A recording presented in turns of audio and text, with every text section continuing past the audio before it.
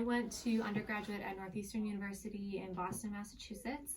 I did my athletic training degree there, and while I was there, I was able to intern with the Radio City Rockettes. So that was my first time working with performing artists, and I absolutely loved it. From there, I went to graduate school for the University of Illinois in Champaign-Urbana in the Midwest, and I worked with the men's ice hockey team. I also worked in the gym, and I ran a walk-in clinic there. And I got my master's degree in kinesiology with a focus in motor control.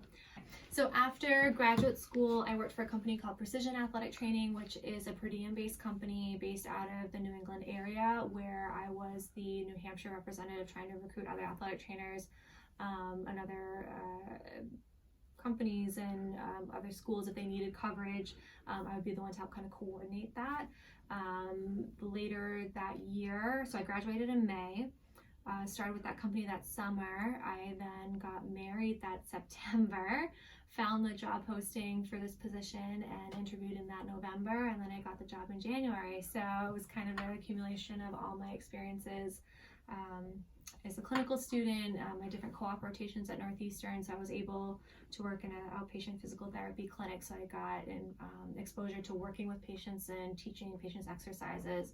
I worked at the Reggie Lewis Track and Field Center in Boston, so I worked with master level track and field athletes to high school athletes, and it was a really great experience there as well. And then with Radio City, obviously, my clinical rotations were with football, with men's lacrosse, with high school students as well, and women's field hockey too. And that, even though they weren't in dance, it made me kind of who I am.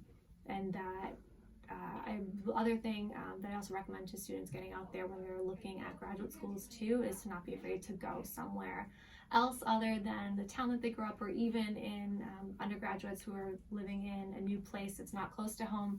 That was something that I did, and I came out of my shell quite a bit, and I really kind of figured out who I was as a person and what I wanted to contribute as an athletic trainer. So I definitely recommend doing that.